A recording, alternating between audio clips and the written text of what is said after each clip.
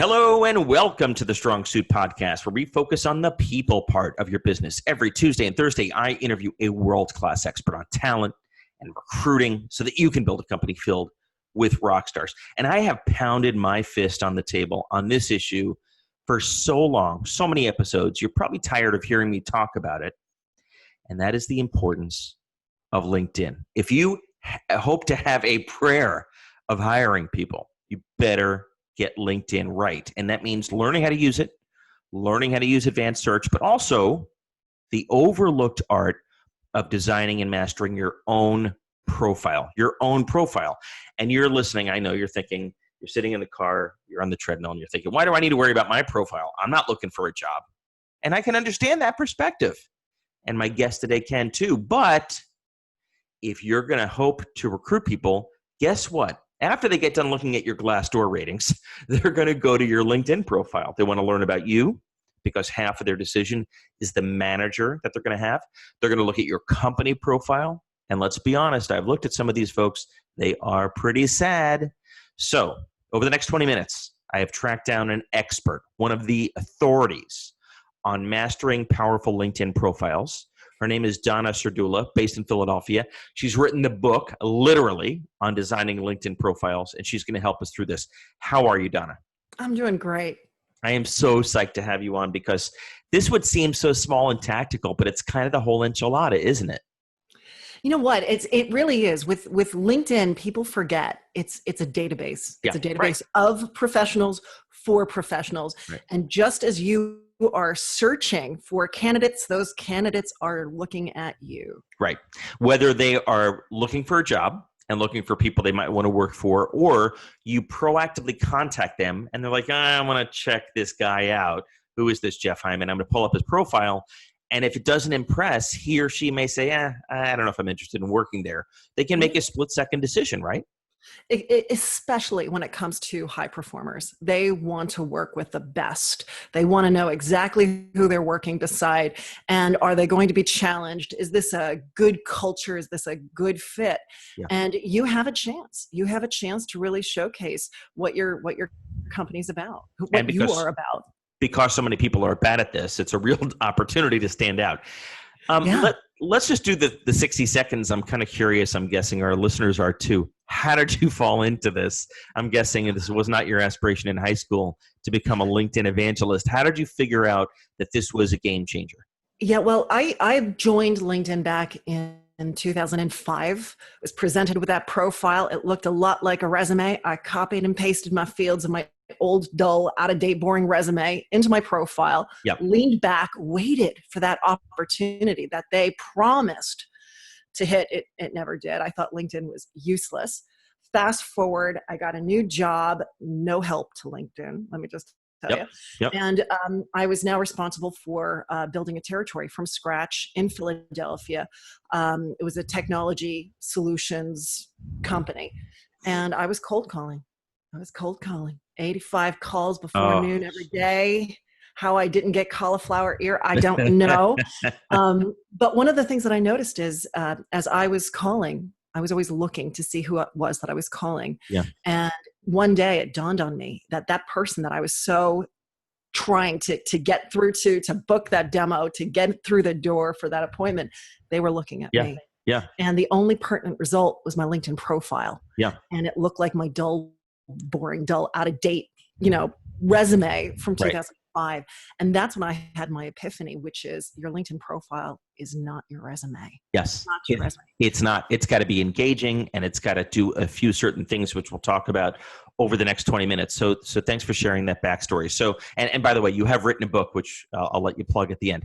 So let's talk about the biggest mistake that people make on their LinkedIn profile.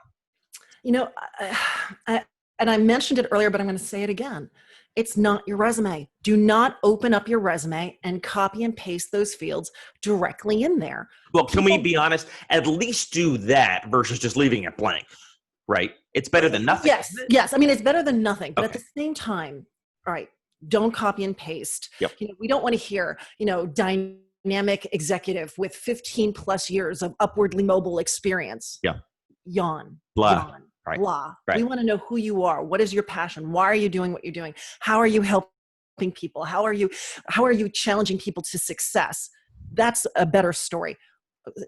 Write it in first person. Yep.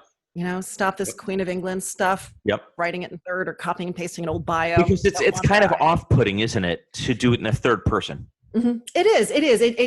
What is social media? It's supposed to be social. You want to bring your reader closer. Right. You want to draw them in, and doing it in third person just pushes them further away. So, So write it in first person. It really will make a big difference. so as an example of that, let's say I'm a CEO of a business. We're growing rapidly, so hiring is a big issue. I'm talking about why I'm passionate about my company, Yeah. the types of people I'm looking for, Mm-hmm. what I can offer them in terms of a career path Yeah. and challenge, how they can get in touch with me. Right. Well, let's right. talk about that. So what is the right best practice when it comes to contact information? So, and let me just take one more step, because you hit upon something really, really important, and that is know your goal. Why are you on LinkedIn? Yeah, right. Who is your target audience? What do they need to know about you?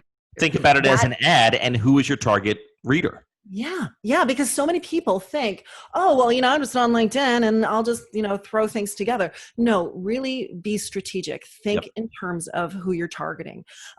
In terms of what you just asked me about the contact information, here's the thing. I always say you need to use not only the contact information fields that are on your LinkedIn profile, but put them throughout your profile. Put them at the bottom of your summary. But what specifically? Email, phone, what? I would do, well, for executives, you have to decide, how do you want people to contact you? How accessible do you want to be? How? Yeah, because it's going to be out there, but definitely Right. make it easy for people to reach out. And if that's including your executive assistant's email address, if it's putting out a phone number that goes to a voicemail, that you have someone out there collecting, but definitely make sure that the information is the information that you can allow yourself to go in, get it, and then decide how you want to respond to it. As I'm putting together the pros in first person, do I err on the side of more or less? In other words, is more better, or is brevity the key? I could make an argument either way. Yeah, I can too. And it's always hard to write. It's hard to write about yourself. And I recognize that. I built a business around it. I will say this, if you want to turn up in searches, so if you know that there are high performers out there that are looking for this tremendous, high growth company that's really doing innovative, special things, think about that job seeker. And what are those words that they're putting in? Make sure you're infusing those keywords into your text.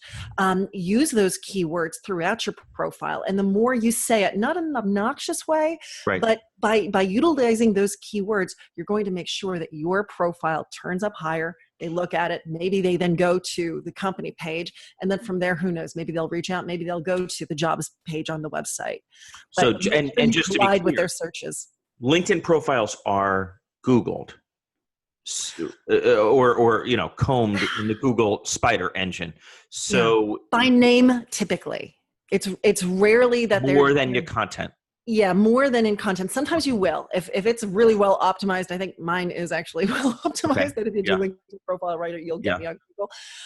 But here's the thing: a lot of people actually use LinkedIn as their search engine, because what are they looking for? People and companies. Yeah. When you search on LinkedIn, that's what you get. When you It's search all you're going to get on Google, you get everything. You get so many results that you can't even go through it all. And so when a person, especially one who's in job search mode, when they're looking for that company, that leader, they're doing it on LinkedIn. They're using that search. You mentioned that it's not just people, it's company search. I want to go there in a second, but before we do that, on the people on your personal profile, let's talk about the photo, because I think that's one of the most misused and abused, 2x2 inch spaces in the world. What are we looking for? Is it professional? Is it candid? It's professional. You want to do it professional. I mean, and truthfully, go in, find a photographer, go into their studio, get the good lighting, look great. It should only be right zoomed in right around your Yep. head. Not a whole body shot where No you can. elbows. Yeah. No elbows. No what? What was it? No elbows. No Elbows. Yeah. knees. You want to smile. You want to look straight in. You want to look friendly. You want to look approachable. You want to look well adjusted. Yep. Those are really, really important. Don't go for that stuffy headshot. That turns people off. It's smiling and it's a human approachable shot. Yeah. Right. But you're saying it's worth investing. How much does it cost these days to invest in a headshot? You know what? It could be anywhere from cheap $150 to $1,500, and it could even go up higher than that. So on average, it's $300, $500. It is so money well spent versus saying to your friend, "Hey, shoot me on your iPhone." Right? It's just unless you get lucky. Everyone is going to see you. I mean, this is how you look. Right. Make sure you look great. And that's why I say these photographers will say to you, "Oh, I know you're a busy guy or a gal. I'll come to your office. I'll shoot you there." I did that. It was the worst, biggest waste of time because they didn't have the catch light. They didn't have the good lighting, and you look tired and you look haggard. Go on a Saturday. Go after you go to the gym, and you're going to look great. Great. Let's talk about bait and switch. I get, as an executive recruiter, I interview a lot of folks, and I'll have folks that are later in their career with a photo from 20 years ago. Is that advisable, or is that always going to be Never. And here's the thing. Let's say you are older. Or just embrace it. Go with it. Show your crow's feet. 50 is the new 30 is what I tell people. It is. And here's the thing. It's about relevance. Show your relevance, show your enthusiasm, show your vibrancy. That's more important than anything. So own it, because eventually people are going to know it anyway. Now let's switch to the company profile. So just for listeners that don't know, because they may not have ever thought about it unless maybe they work in HR, I think company profiles are often maintained by either the HR team or by whoever set up the company's LinkedIn profile, which may be a tech person. But your company, what's that? Marketing too. Yeah, marketing. Good point. I have to see marketing owning it. Your company has a company profile page. What are the best practices for that? Yes. So it's not considered a profile. The profile is for the individual. It's a company page. Company page. And so I do see a lot of companies setting up a human being profile with their company name somehow divided between the first name and last name field. That's a no-go. You really do want to create a company page. And with that, it's important to upload a really nice, clear logo. That logo is what's going to turn up on all of your current and previous employees' profiles next to their experience. So it's very, very important that you make sure you have that good, clear logo in there. And it's still very similar to what I always talk about with the regular profile. This is not a place just to copy and paste the about page of your website. Recognize why people are going there and give it to them. You only have about 2,000 characters. You can't write a book, but get down to the nitty gritty.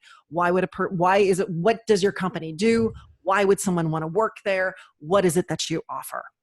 It is a sales document. If you think about it that way, I think most people that look at your company page are either going to be sales reps who are trying to sell you something, which that's not our target audience, or candidates, right? Well, and now there could be prospects. I mean, that could be potential too. We can't lose sight of that. That could be. You're right. It could also be vendors. It could be potential partners. It could be investors. You have to figure out, where are you with this company? What stage are you in? But candidates are probably going to be one of your number one or number two visitors there. Right. So specifically when it comes to the content, Donna, we talked about the importance of the logo and not just copying from the about page. What are some examples of what I would want on my company page that would be compelling to candidates? I think it's giving them a taste of what they're not going to find anywhere else. Talk a little bit about the culture, talk a little bit about, what you're offering, talk a little bit about what the other employees love, and really enjoy. I think that's something that would absolutely set your company apart from all of the others who have just copied and pasted that about page. The other part of this is it's not just static. just like your LinkedIn profile is no longer static anymore. At Yeah. one So time, what is the best practice on how often to update it? yeah, you want to update it. And with a company page, you want to be updating at least a few times a week. Times a week, did you say? A few times a week, of I course. was thinking a few times a year. So what am I updating? Forget about how do I find the time. What am I updating a few times a week? News, products and Oh, services. Are you going to events? Are you sponsoring things? What's going on in your industry? All of these things are really, really, so really, far more frequently than we're updating our personal profile. well, it depends on who you are. Well, how often do you update your profile? I try to update my profile. So now there's a difference here. We're not talking about um, copying or changing the company page. I'm not talking so much the content. I'm talking about broadcasting posts, sending out those status updates. Oh, got it. Okay. I So, misunderstood. I thought you meant the page itself. oh no, no, no, no. There's the other aspect. The page itself is no longer status. Or static. You can now post these updates as your company. Got it. All right. Got it. And that's going to show that you guys are relevant, that you're active, Yep. that you're alive, you're breathing. This is a real company. And I'm going to say the same thing about your LinkedIn profile. And with your LinkedIn profile, I am going to tell you, you should be updating. In fact, you should keep both of these documents fresh, updated at least once a month. That's kind of crazy. But why? Because LinkedIn, remember, it's search results, right? Yep. That's also their bread and butter. They don't ever want to talk about it, but it's their bread and butter. And do they want to put out a profile that hasn't been updated in 3 years or even 3 months? No, they don't want stale old content. Yep. They want it fresh. New stuff. They want fresh. Think about it like going to the bakery. Do you want to go at 5 o'clock when the bagels are those day old bagels? They're half price. No one's interested. You can't peddle that shit. And everyone talks about optimizing and let's put in as many keywords as we can. And yes, that's true. But the other part of this is LinkedIn wants fresh content. So the more fresh your profile is, the more fresh your company pages. We're not talking big changes. I'm talking going in there, swapping out a few words, adding a sentence, taking out a sentence. That's enough just to jog that search algorithm to say, yeah, this is fresh. Right, because the search engine looks at the date of most recent update, which goes to your book, which I know is all about optimizing your profile. Mm-hmm. And if you can keep it fresh, it's not just about updating your followers, although that's one thing, but the second is you're updating LinkedIn and saying, hey, this is new content, and it will put you at the top of the stack in search results. Yeah, because they want to know that profile or even that company page, there's a real person behind it. Yeah. You know? Let's talk about video. Video is vital for both your personal profile and your company page. What are the best practices there? I know you have a ton of it on yours. Yeah. What about people that say I'm not camera ready or I'm shy or I don't have any video of me? What do you tell them? Video is one of those areas. It is dicey because there's nothing worse than posting a video and you look shifty and you look awkward and you look uncomfortable. In that situation, I'm not going to push you. I'm not. If you're not ready for it, don't do it.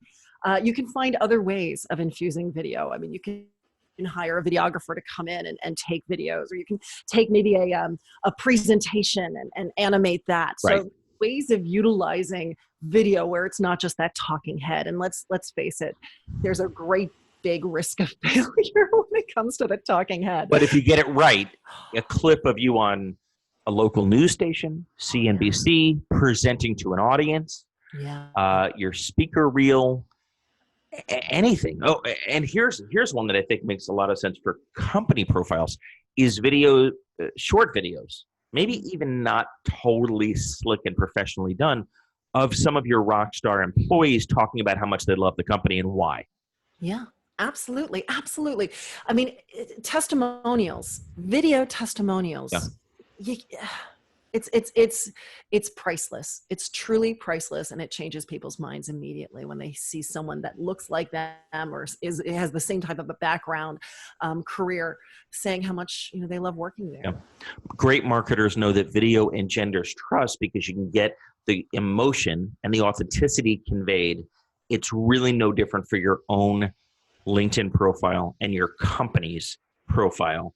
You've got to incorporate video whenever possible, at least audio. Oh yeah. Well, and here's the other thing. I mean, I just posted a video yesterday. Within an hour, I had over 1,000 views. I Hmm. mean, it really is crazy how fast people love video. And those views They are want to see what they want to watch. just so listeners are clear, you're posting that on your personal LinkedIn page. Yeah. How are those 1,000 people finding out that you have made that change? Are they followers of your page, or are you then pushing it out through a LinkedIn status update? So when you post, so with video, there's a couple different ways of thinking of video. So there's the video which is the multimedia that you can embed Yep. within your LinkedIn profile. Yep. All right.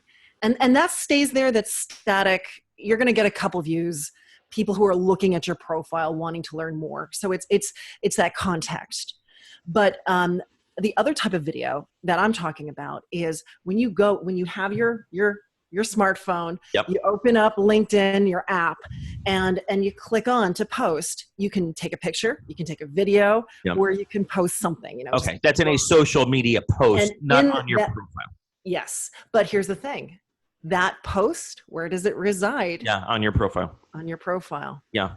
And for people that don't know, where on your profile, what is the section that under it's called? my activity. Under Got my it. activity. Got it. Yeah. Boy, this has become a bit of a science. It's not overly complicated. I don't want to scare listeners, but if you don't have your shit together on LinkedIn, you are putting yourself at a big disadvantage when it comes to hiring and recruiting and discoverability and your own personal career. Because even if you're a CEO, one day you may want to be CEO of another company, or you may have to be CEO of another company, or you may be an investor, a VC who's looking to invest in companies. This is an important skill.